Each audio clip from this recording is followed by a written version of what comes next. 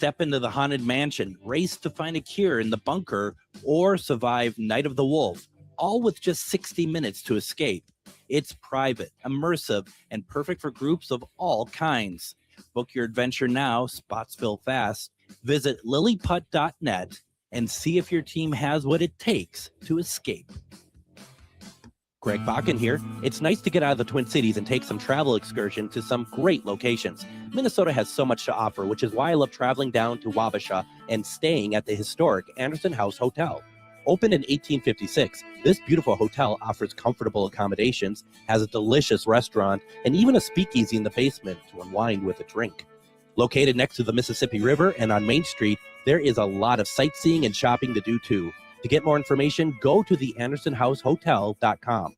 Moonstone Minneapolis is a queer-owned, community-focused gift shop in South Minneapolis centered on curiosity, connection, and self-discovery. Explore astrology, tarot, crystals, herbs, mindfulness, and spiritual practices in a welcoming environment for all backgrounds and experience levels. Located at 3304 East Lake Street in Minneapolis, Moonstone Minneapolis also hosts makers markets, classes, and community events. Learn more at moonstoneMPLS.com and discover a welcoming place to explore with curiosity and respect.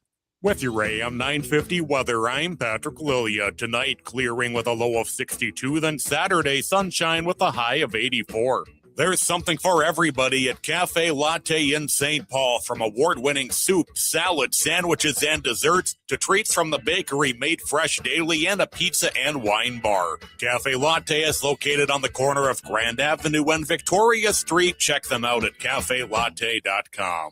Portions of the following program may be pre-recorded. The views expressed and the opinions given by the individual host, guest, random reptoid, or chupacabra may not necessarily reflect those of AM 950 Radio, its affiliates, or its sponsors. Now, it's time to step into the unknown.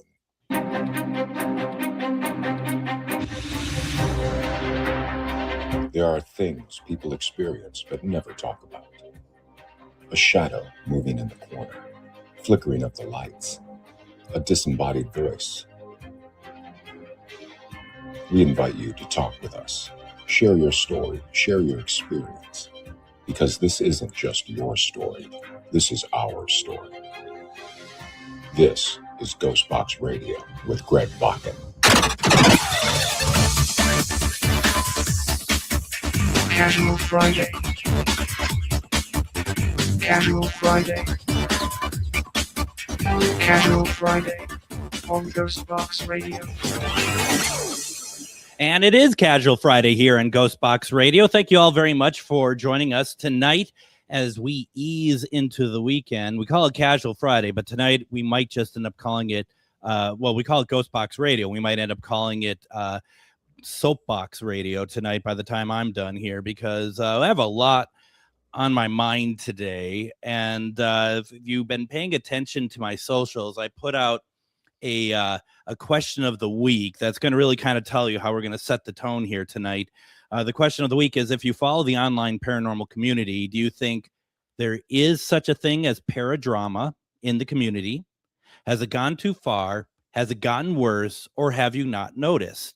And if someone were to say to me, we have not noticed, I would not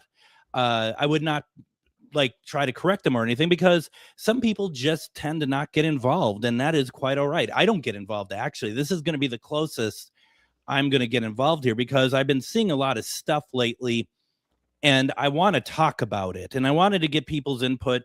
If you have an answer to this, put it in the comments. Some of the stuff that we're talking about tonight, you may want to call in and talk about, but we're gonna frame this here. I'm gonna get to this in a second. But also I'd just like to say, meanwhile, in Prairie, we have Adam. How are you doing today, Adam? Doing well today, sir. It was quite an interesting but fun day. So tonight's gonna be a good one. It's gonna be something. A couple pieces. Oh, sorry, did I cut you off? No, it's gonna be a good one. It's like, oh yeah. Yeah, it's going to be something, all right. A couple bits of house cleaning. Now, one of the shows I'm going to reference tonight is a podcast called Truth or Demons Podcast. And I'm going to be kind of referencing some of the stuff that's been said somewhere else. We're going to get to that in a second, but on her page, on Stacey's page, there is millionpodcast.com ghost hunting podcast. We've talked about this before, where it lists the top 60, is it best 60 ghost hunting podcasts in the US. And Adam, we don't come in at number 1. No. We don't come in at number 2. No. We come in at number 3, though. We come in at number 3. And this isn't a competition or anything. We would have been. We're just happy to be on the list at all. That someone sees us. So we're really excited about that. And I don't know anything about it in terms of like how they rank us or how that all works, and part of me doesn't want to know. Just happy that it's there and going to accept that wonderful place. So thank you very much. Adam and I, not to speak for Adam, but we're very proud of GhostBox, and it's nice to see that we get some recognition once in a while, and that's all we need, just once in a while. So we're one of those plants, Adam, that doesn't need water all the time. No, we're like the mother-in-law's tongue that never dies. Exactly. That's what I've always said. That was actually what my mission statement for what the show is going to be about. It's amazing you knew that. One other thing I want to bring up before we get into the nitty-gritty, as they say, that you remember that we did that investigation with psychic medium Jennifer Lee, and we had Andra here. And it was just over a week ago. And then we had this wonderful Monday episode, and I'm going to post a short tomorrow that shows our tripwire in action during this. But I was talking with our good friend Patrick yesterday before I headed out for the night, and we're just talking about those episodes. And he said to me, and the thing about Patrick is that he's going to say stuff and you're just like, wow, Patrick, that's pretty incredible. And he had brought up, he's like, I've been noticing some stuff. And he said, sometimes it feels like that it sounds like there is somebody in front of the dehumidifier, because the dehumidifier lessens the sound that's coming out of it lessens. Him and Brett have both laughed at me for saying that before. Well, he brought it up. He's finally noticed. And then he said the day that he was working when we were doing the Pride broadcast, and that was a Saturday that he was working it, if I'm not mistaken. Mm-hmm. He said he was looking where it would be to your right, where the Simeon is, and he's looking, and the reflection was that he saw someone walk past him, possibly in the hallway. Oh, yeah. I've seen that a bunch. And that always gets me doing this. But yeah. Oh, yeah. It happens. And I'm glad someone else is seeing it other than myself. But Patrick spends a lot of time here as well. He does. So, yeah, I was very happy about that. That he, he's, we'll get him out there doing the investigations with us at some point. I'm fairly certain about it. If he would do it, I honestly think he would be kind of fun on an investigation. He's a very cerebral individual. He is. I think it almost changed his life, quite honestly. I think so, and for the better. And so if you're listening, Patrick, which I know he's not. No, he's got the Saturday shift tomorrow, so probably not. Probably not. Okay. Once again, I just want to quickly say, question of the week. If you follow the online paranormal community, do you think there is such a thing as paradrama? Has it gone too far? Has it gotten worse? Or have you not noticed it? And this is what I'm getting at here tonight, folks. Okay. We've known that, like teams will try to one up each other. We know that that especially you go to a Paracon and you have all these teams and stuff that they kind of vie for attention, whatever else. They might go and some might diss other people's evidence, whatever else. And that happens. That just happens. And the better teams always rise above the rest. There are some teams that they kind of thrive on that sort of just immature sort of, yapping about whatever. What I get a real problem with is when you start getting people who we're looking at as the leaders of the community, the senior people, the people who, should be setting the standard. That is where I start to get frustrated by. And I want to talk about that tonight. And this may not be a popular conversation, but it's something that I'm trying to be as in non-biased as possible, okay? Because what I'm going to talk about exposes, in my opinion, both sides to being flawed here. So I don't think it was this week, it was last week, wasn't it, that Jason Haas had this video, this live that he did with Stevie Edis, I think her name is, and forgive me if I got your name wrong, who is the host of the Truth or Demons podcast. And it's a podcast dedicated to deep dive into the lives and cases of Ed and Lorraine Warren and so much more. And they had a conversation about the Warrens. And the thing about that episode with Jason and Stevie says, listen, I get blamed a lot for people thinking that all I want to do is take down the Warrens. And she goes, if you actually watch my podcast, listen to it, past episodes, you'll see that that's not the case. And I'm going to, but there's a couple things here that is troubling to me. And I'm not really saying from Stevie's end, I'm saying from Jason. First of all, and Adam and I talked about this. I'm going to let Adam talk about this and his opinions in a second here. When it comes, first of all, it's kind of like, let's just talk about the Warrens. Let's talk about what's happened in their past, and it literally Ed and Lorraine, and they're talking through it. But what ends up happening here is basically it is, rightly or wrongly, a character assassination on them. There isn't what it is a systematic takedown of why you would want to consider Ed and Lorraine Warren as fakes. And Stevie has every point that she brings up, she's referencing some kind of research to it. Okay. So it's not like, here's just a stuff. It's there's something that she backs it up with. And she's very clear that these are what it is. The thing that's frustrating about it is that, in my opinion, is that there isn't anything in this that is trying to, number one, balance that out as being anything other than a character assassination.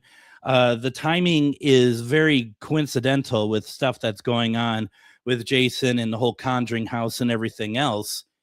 And, I'm struggling to understand why this needed to happen. Why this video needed, why suddenly we needed to have Jason Haas do a video about this. It's one-sided, and I'm not saying for a second that Ed and Lorraine Warren are squeaky clean, or I'm trying to be careful here because I'm friends with people from Nesper. I don't want to insult them, but everyone has their flaws, and Ed and Lorraine Warren really did. And I'm not saying that I was listening to what Jason was saying and that I totally disagreed with every point. No, I found it fascinating, somewhat disappointing. Some stuff I knew, but it's sort of like it's a very slippery slope, and I'm not a big fan of this, and I'll get more into this. But Adam, I'd invite you to come in and share your thoughts because you watched it as well. Yeah, and you are right. It's essentially an hour and 20 minutes of character assassination of the Warrens. And my first thought is, when it dropped, to me, it is very suspect with the timing, considering just a couple of weeks ago he goes online talking about the name of the Conjuring house. And now it's a character assassination, not only on the Warrens, but also they take shots at Nesper. They take shots at the museum. They take shots at the cases. But then again, this isn't the first time Jason has taken shots at other paranormal investigators, whether they be TV ones or they be your local run of the mill, everyday, your community investigators. And I do appreciate Stevie's research, but there is a small problem I have with the research that was done. From all accounts, it seems like she's very much a keyboard warrior. She is mentioning finding her information on Google a lot. Now, we're talking about a time period of the 50s, 60s, and 70s where not all newspaper articles have been archived. Particularly your local newspapers, your local community trades, where the Warrens could have had articles in there about Nesper, about their cases, about looking for haunted locations that are never going to be put online because those have been, unfortunately, all those archives are gone, particularly with newspapers these days. So to go in and call this definitive, I'm not buying that one bit. I do appreciate the facts that they did bring, and yeah, some of them are quite damning. However, it very much was one-sided, and you had no positivity about what the Warrens did accomplish during their time together in the paranormal field. It's tough because everything that I've always known about Ed and Lorraine, never meeting either of them, is that they weren't afraid to manipulate the media to further what they're doing, and to further the field. I'm not going to go as far as that, but to further what they were doing, which, you think to yourself, oh, how horrible is it? What are we all doing now? Yeah, considering they even bring it up in the video, and there's still a TV show on Travel Channel, by the way, that swears by the Debic box. Yeah, there sure And is. it's located in a museum that nobody seems to have a problem with. Yeah. Behind, a big glass thing, just like Annabelle. Nobody has a problem with that one. Oh, is that because he's still got a contract with Discovery and Travel, and maybe you want in on it too? Maybe. Come on, people. Maybe. Get it together.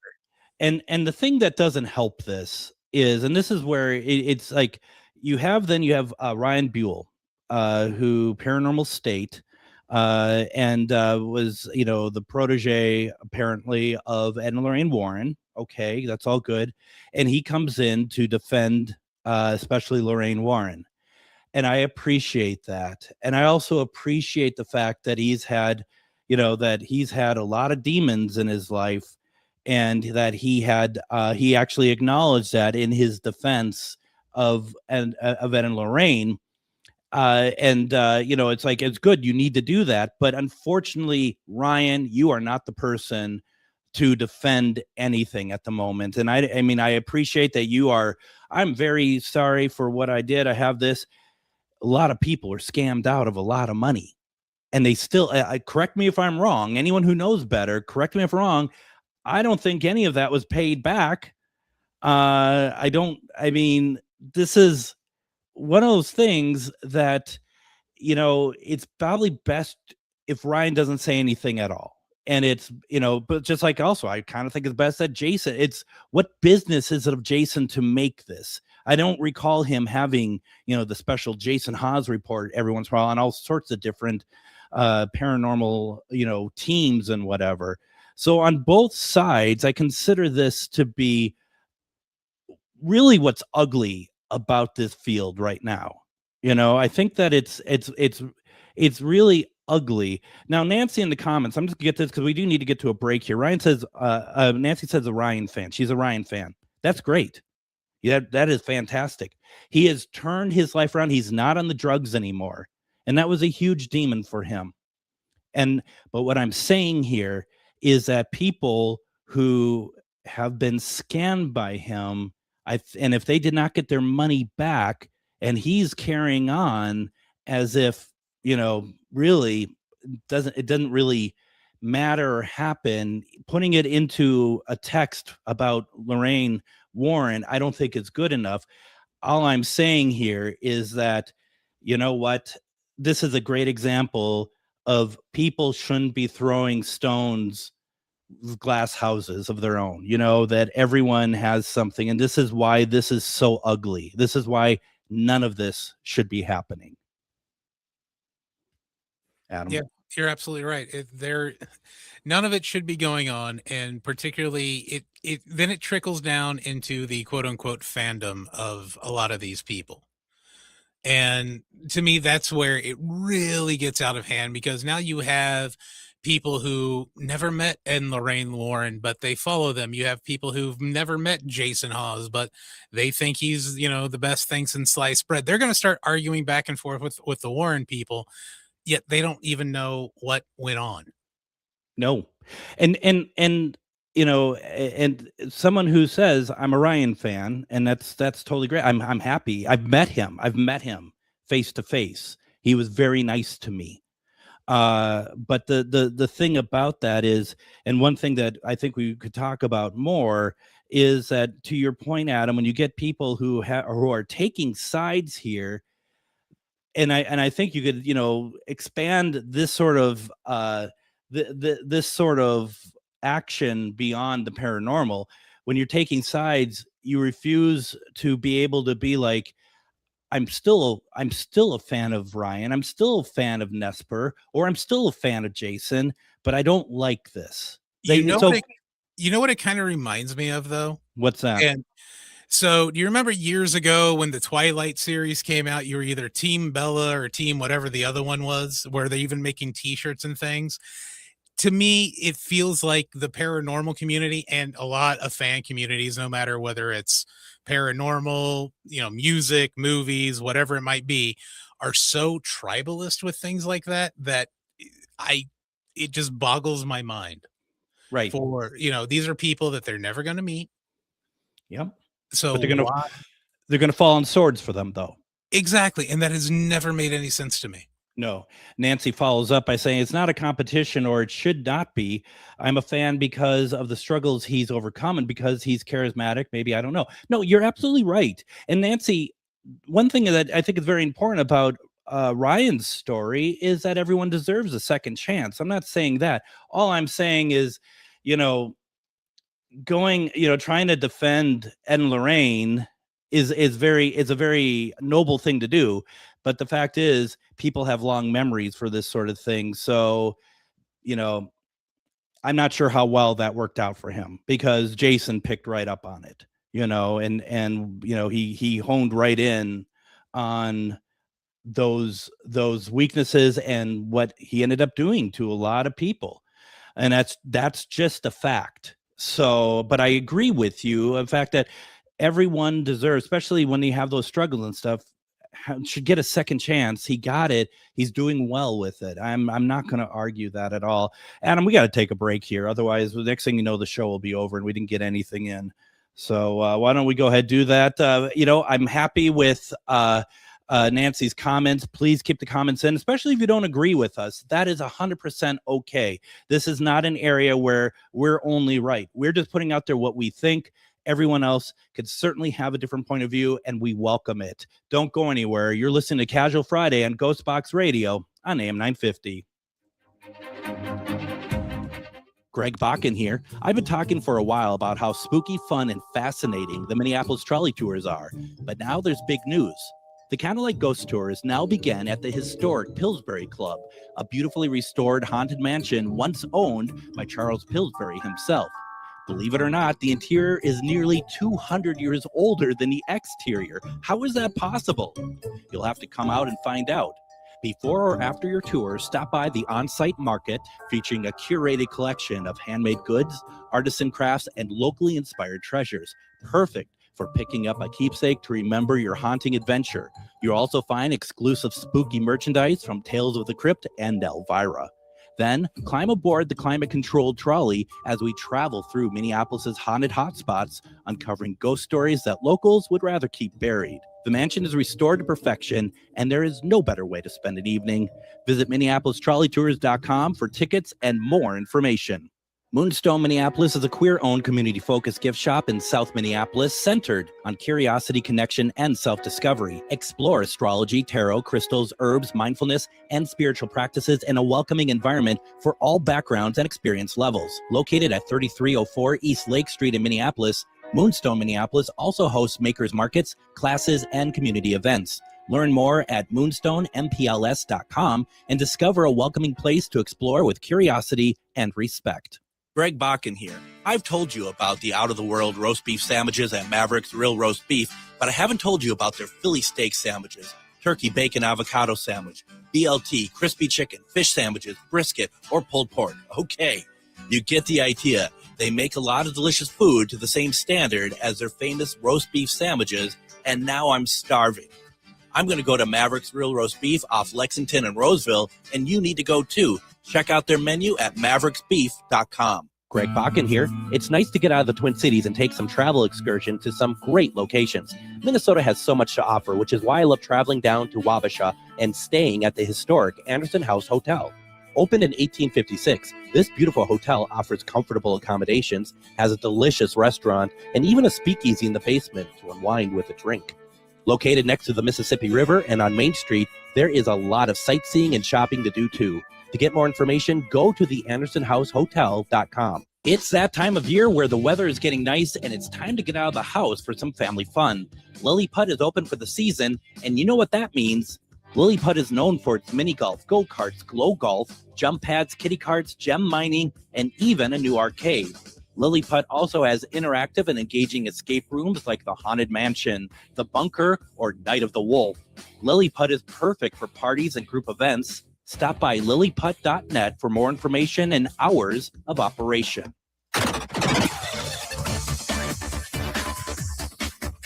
Casual Friday. Casual Friday. Casual Friday on GhostBox Radio. And it is Casual Friday here in GhostBox Radio. Thank you very much for joining us tonight. Hopefully we can all ease into the weekend. I don't know how we're going to ease in when I'm so animated tonight, but we'll do our best, right? Before we move forward, I also want to just let people know that this coming Wednesday, which be August 5th, Ghost Stories and Beyond returns to Billy's in Anoka. Our friend Carrie Peterson is going to be out there as our guest this month, and he has a lot of interesting footage he wants to show. Are you all familiar with the Connect system, which was made itself kind of a star in the paranormal of all different sort of reasons? He has picked up a lot of different type of stick figures that he doesn't think it's spirits at all. He thinks it's of a higher power, and he has some really good footage to show and really thoughtful, insightful information. And it's going to be great. You got to come out there. That's going to be, once again, August 5th at Billy's in Anoka. Starts at 6:30 p.m. Half price burgers. It does, for the event, cost $10 to get in. Does not include any food or anything, but I think you're going to have a good time. We hope to see you out there. We are talking tonight about paradrama, but we're really focused on this interview that Jason Haas did with Stevie Etta. And I once again, I apologize, Stevie, if I'm getting your name wrong. Since Jason Haas said it, you think I'd pick up on it. And she is the host of Truth or Demons podcast. And I'm looking forward to diving in and listening to some episodes myself of that. I want to say this, though, to start with, Adam. I want to say that I would love to get Stevie on, and if anybody from the Warren camp to come on and walk through those points that were brought up and have a conversation about them. I wouldn't even say defend, because I think it's just a matter of just talking through it. But I know that we live in a kind of a system here that sort of thing is probably not going to happen, right? No, that unfortunately that won't happen, but I think it would be cool if they were able to get together and maybe connect some of the dots that are missing from publications. I think so. Because I think you're going to get a lot more information other than here's an article 3 years later, here's a blurb maybe go, get some full documentations. And here's one that I think is worth kind of talking about, and that is the claim that in the video with Jason Haas, the claim that when he used to write an article about ghost stories in the 60s, that they found out that he paid people to send their articles in. And I don't know, to me it felt like that they were talking about that as oh my gosh, why would he do that, whatever. But it's like, aren't we doing that today? Aren't we doing that in our own way today? If we're paying for likes on our social media posts, we're paying for more followers. I'm just going to be honest. I recently tried to pay for more followers on my TikTok only so I can go live, because I'm the way I understood it, you can only have 1,000 or above to go live. It doesn't appear to be the case anymore. Anyway, I was scammed by TikTok over it anyway. But people, it's something that exists to this day. So for people to be like shocked by that, but I mean, I would love to have a conversation as to why, the Nesper was started in 1958, but there isn't anything that Stevie could find in print about it till 1968. Once again, if that in these, they had Annabelle outside her case. She wasn't in a case, and that she was just, with their daughter, posing pictures with their daughter and stuff like that. And they give the impression that the case that Annabelle's in started once they started getting more popular and they wanted to put a little theatrics around it. And I'm sorry if this offends my friends who are part of Nesper. There is a lot of theatrics with Ed and Lorraine Warren and all of it. I just there really is, in my opinion. Once again, I'm not saying that's wrong. I'm just saying I know it. I see it. So I would love to know that. I would love to know about the fire doll that they talk about, because there's a lot of incriminating information about that whole story. And part of that is that they supposedly got they being the Warren, they got a kind of a story about what really happened that they claim is what the fire doll actually caused in 1968.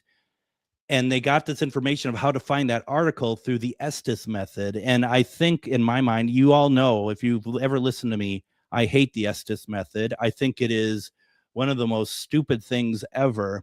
And the reason why I hate it is just because of this. You have one person who is hearing all the information, and I have air quotes, and people are believing it. There isn't anything there to prove that this isn't doctored in any way. And I'm not saying that necessarily is what happened there, but I think more than likely it is. It just seems like Estes method can sometimes sort of prove what you want to prove if you use it. And that's using the spirit box, and the person who has the spirit box, they're wearing headphones and they are completely covered, so they can't get in any information from anything other than the spirit box. They have headphones on and they have a blindfold on, so they can only hear spirit box and see nothing. And the theory is that someone asks the question, the person cannot hear the question, but they rely on the spirit box answering the question for them, and they say what the spirit box says. I've seen it too many times, and Adam and I were talking about it right before the show.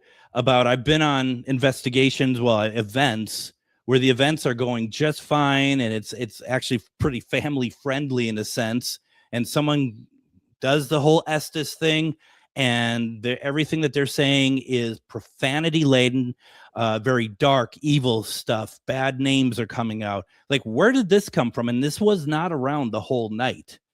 And so David in the comments here, he says it absolutely correct. Estes can only work with 100% trust. And I agree with that. I mean, I don't like it regardless, but if I would agree with you, David, on that. If people want to do it, I know that it's very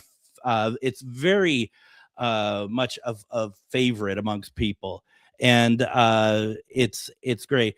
Chelsea says, I've used the Estes method multiple times and I've gotten intelligent responses.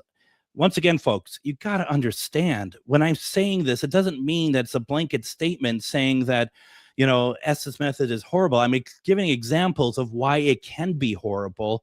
And as David just says, you have to be with people you trust. And Chelsea, presumably that's what you were with, and you got intelligent responses. That's great.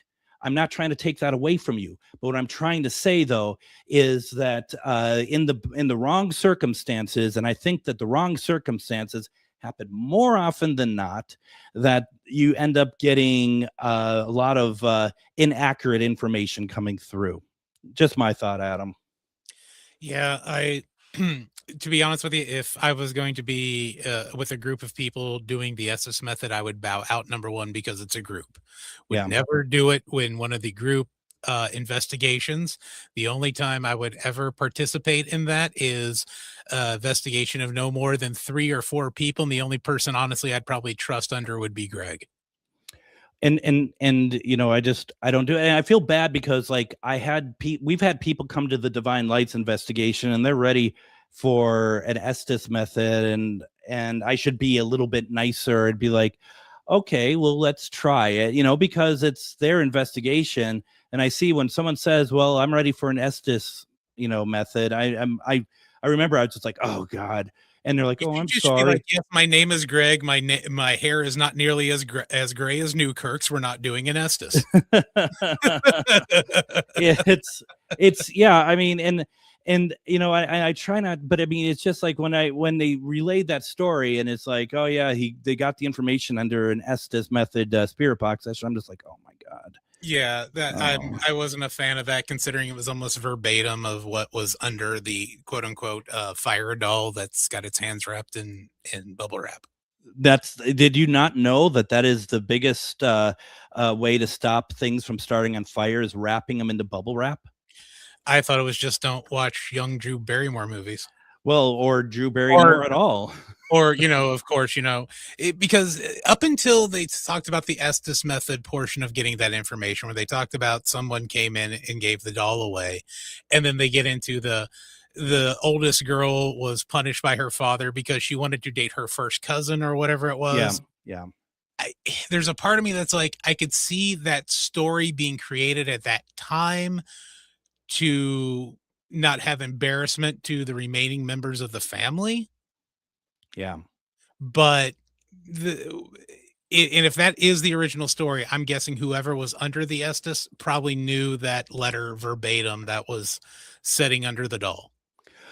Let alone the fact that other things that they uncovered about that doll seems very suspect of, that's something in my mind that the Warren camp should really address, because it's very, and I'm not going to get into it because, go find the Jason Haas thing, give it a watch, give your own opinion on it. And, feel free, by the way, if you do watch it, please send me an email about it. Send me an email of what you thought about it. And basically, and especially if you do not agree with me, that is totally fine. Send it to comment@ghostboxradio.com. Maybe some point we'll read it if you're okay with it. Because this isn't about trying to embarrass anyone or fight anybody or whatever else. It's just sharing what people think about certain things. And that's just kind of really where it goes to. Nancy says Russell Reynolds would have info on Annabelle and the Warrens. He's a relative, I think. Well, I know people in Desper. I mean, and here's the thing. It has to be the Warren camp that are okay with doing sort of like a, let's address these, as far as like, I'd love to have them on the show and address those claims, particularly with Stevie. I'd love that kind of collaboration. And I mean, no offense, Nancy, I think that tells us all we need to know. You said I'd send him a note, but I'm blocked at the moment. Yeah, it's okay. We'll figure it out. So yeah, I don't know. That's where it's at. We need to get another break in here. I don't know if we're going to get to answers for question of the week. There's still some other stuff I want to get to. But I'm just kind of fired up on the topic tonight, and feel free to keep your comments coming. I absolutely love them. Don't go anywhere. You're listening to GhostBox Radio on AM 950. Greg Bakun here. It's nice to get out of the Twin Cities and take some travel excursion to some great locations. Minnesota has so much to offer, which is why I love traveling down to Wabasha and staying at the historic Anderson House Hotel. Opened in 1856, this beautiful hotel offers comfortable accommodations, has a delicious restaurant, and even a speakeasy in the basement to unwind with a drink. Located next to the Mississippi River and on Main Street, there is a lot of sightseeing and shopping to do too. To get more information, go to the AndersonHouseHotel.com. Greg Bakun here. I've been talking for a while about how spooky, fun, and fascinating the Minneapolis trolley tours are. But now there's big news. The Candlelight Ghost Tours now begin at the historic Pillsbury Club, a beautifully restored haunted mansion once owned by Charles Pillsbury himself. Believe it or not, the interior is nearly 200 years older than the exterior. How is that possible? You'll have to come out and find out. Before or after your tour, stop by the on-site market featuring a curated collection of handmade goods, artisan crafts, and locally inspired treasures.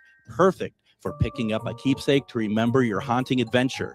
You'll also find exclusive spooky merchandise from Tales of the Crypt and Elvira. Then climb aboard the climate-controlled trolley as we travel through Minneapolis's haunted hotspots, uncovering ghost stories that locals would rather keep buried. The mansion is restored to perfection, and there is no better way to spend an evening. Visit MinneapolisTrolleyTours.com for tickets and more information. Moonstone Minneapolis is a queer-owned, community-focused gift shop in South Minneapolis centered on curiosity, connection, and self-discovery. Explore astrology, tarot, crystals, herbs, mindfulness, and spiritual practices in a welcoming environment for all backgrounds and experience levels. Located at 3304 East Lake Street in Minneapolis, Moonstone Minneapolis also hosts makers markets, classes, and community events. Learn more at moonstoneMPLS.com and discover a welcoming place to explore with curiosity and respect. Greg Bakun here. Like you, I love good, fresh, delicious food. So I want to tell you about this treasure in Roseville called Maverick's Real Roast Beef. Maverick's has the best roast beef sandwiches I've ever had. Made fresh every order. Add fries or onion rings dropped in the fryer when ordered, and you have a winning combination. Maverick's Real Roast Beef has a lot more than roast beef, so check out their website, mavericksbeef.com, or check out their restaurant on Lexington in Roseville. Looking for something different for family fun, a night out with friends, or your next team building event? Try the escape rooms at Lilliput. Step into the haunted mansion, race to find a cure in the bunker, or survive Night of the Wolf, all with just 60 minutes to escape. It's private, immersive, and perfect for groups of all kinds. Book your adventure now, spots fill fast. Visit lilliput.net and see if your team has what it takes to escape.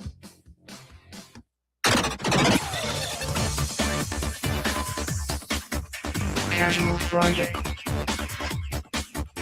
Casual Friday. Casual Friday on GhostBox Radio. And join me Monday on GhostBox Radio with Greg Bakun. We are going to see the return of author Heidi Hollis. Ooh, this is a good one. She just had a new book that came out, and we're going to be talking about it. It's called The Anomalies, a true story of medical mysteries, Jesus encounters, and stigmata. Okay, you got me. I'm in 100%. Right, Adam? Easily one of my favorite guests we have on here. I love listening to Heidi.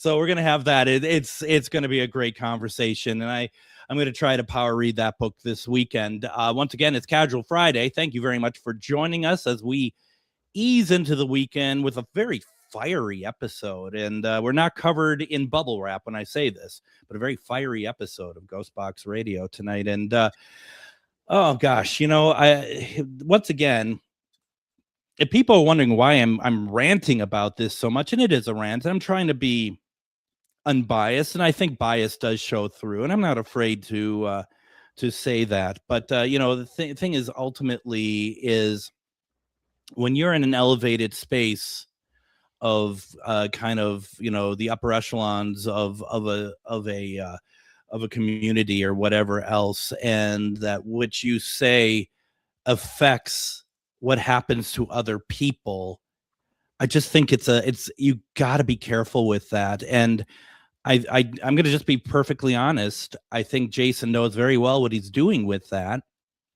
I'm not saying that the claims that Stevie has made are all wrong, because she is backing that up in that video, and you should go check out that video yourself. Go to Jason Haas on YouTube, and it's very simple. As you find the one that's just about a week ago, and it's about the Warrens. It just seems like, first of all, you're talking about two people who have now passed. They're dead. They cannot defend themselves, which I think is a problem.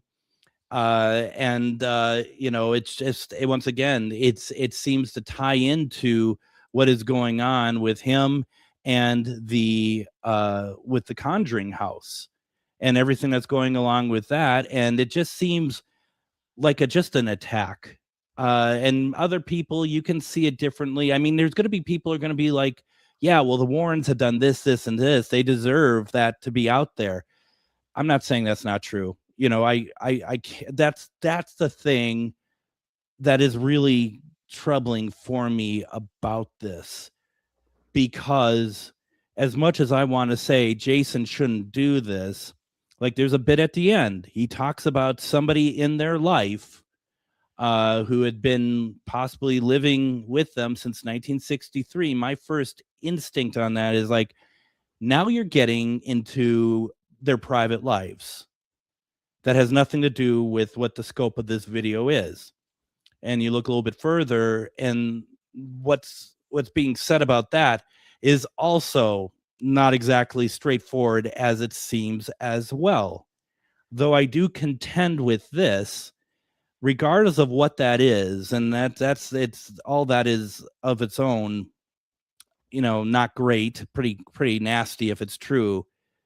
But the point is we're talking about them as investigators in this video that Jason's doing. That's what I thought the point was, is we're talking about them as investigators, as mediums, as demonologists, as whether Annabelle is real, whether Nesper is doing. I mean, that's what we're talking about. We're not talking about the private life to them. I mean, it's just like you're already trying to take them down piece by piece. What this is, in my mind, has really nothing to do with what the rest of the video is. I don't know, Adam, am I off on that? No, and I do think there was another angle he was trying to attack at. At one point, Yeah. he was talking about the Demon House investigation, and I'm blanking on their names, but they were part of Ghost Hunters originally, the two brothers who were demonologists. Okay. And they were kicked off of a case for the Warrens. And he's still good friends with the two demonologists. For the Conjuring house, right? Yeah. Yes. That's right. And so to me, that's still a little bit more of a personal axe to grind. And of course, like I said at the top, and you as well, the timing of the video for me is suspect. And there is that section at the end where they talk about Ed and Lorraine's personal life. So for that first 58 minutes, it only talks about their professional relationship. Yeah. Then it takes that last like 16 to 18 minutes, and they start airing what would be family dirty laundry, which was uncalled for. Absolutely uncalled for in this video. But to me, Stevie's research is fine. I felt Jason guided it more so to what was damning of the Warrens, to pull the curtain back on radio shows. A lot of times when people are going to have a guest host or a guest like Jason had with Stevie, you're going to go over and you're going to talk about what you want to talk about ahead of time. Oh yeah. So for all I know, Stevie may have been coming into this whole video thing not knowing it was going to be posted completely as we're going to attack the Warrens as whatever it is. Well, so that's something I would be interested in knowing too. I mean, it's interesting because, I mean, if she's coming into it being like, because it's very clear that they did plan it, because I mean, he had all the pictures and stuff that he was putting up, and they kind of had an outline. And yeah, like you said, all radio shows except mine, you meet with the guest beforehand. No, we do it too. And we get that out there. I mean, she may just be like, well, I don't see it as an attack because these are factual things. And I think that is, for her, I feel like it's okay. For Jason saying that, it's kind of a double-edged sword, because it's like, I'm sorry, Jason knows exactly what he's doing here. Jason is probably one of the smartest people around, quite honestly. I think he's a very smart person. And if you're Stevie, how do you not want your podcast onto this guy who's got millions of followers? Yeah, absolutely. I mean, and I don't blame her for doing it. And I think that if I don't know, I'd love to have the opportunity to ask her, like, were you fine with how this went? And I'm sure she'll be like, no, it was fine, because everything I said is backed up by something that she did research on. It becomes a question, though, is, why do we want this? Why is this out here? And what's the real reason? And we're never going to get the real reason why it's out there. But the whole thing had made me just a little unhappy there. And David came to the rescue. He said Carl and Brian Johnson were the ones that were, thank you for that, were taken off of that case. And I mean, it's a well-known fact that when it comes to the Warrens, they kind of would, burst into some of these cases and or act in a way that was detrimental to the people who they were trying to work for. And a great example of that is the haunting in Connecticut with like Carmen and her family. And the fact is that they didn't want it known that the Warrens were there. They didn't want them to know why Warrens were there. And the Warrens went to like all the media outlets and made sure people knew why they were there and what was going on. And it made Carmen and her family's life a living hell. That's a fact.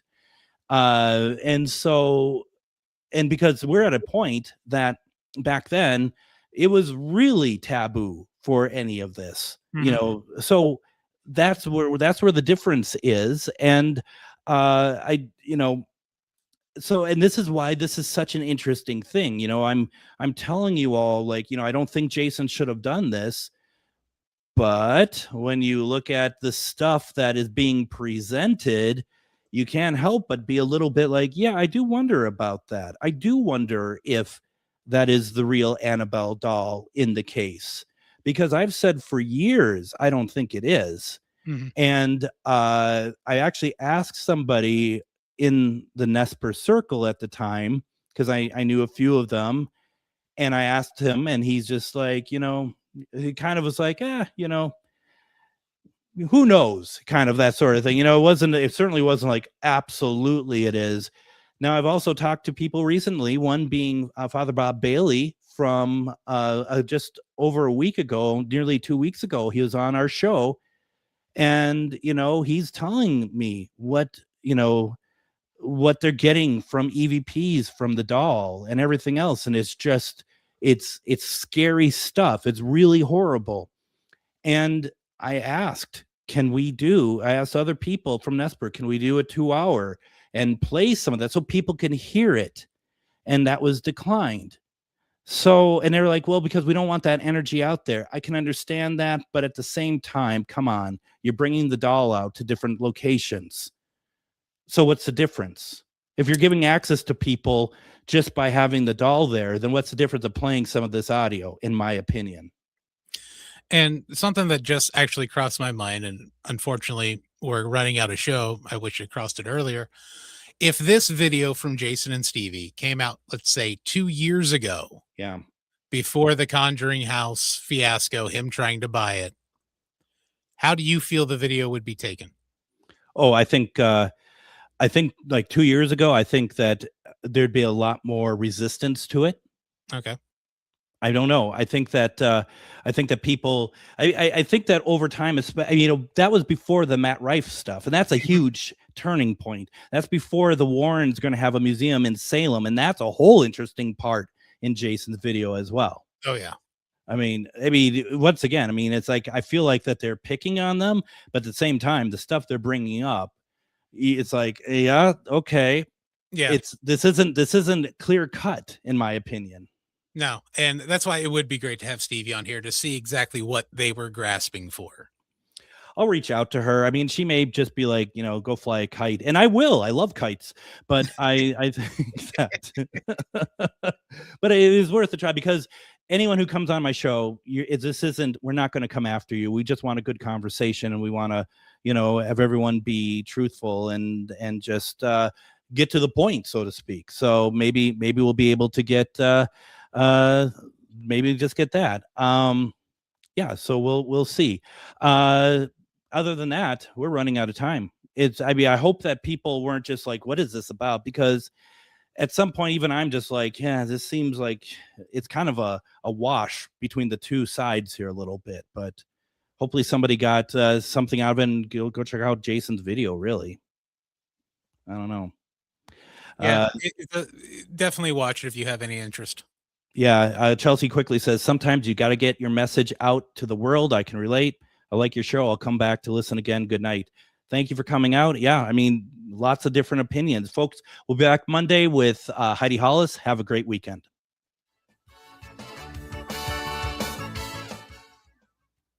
Come see the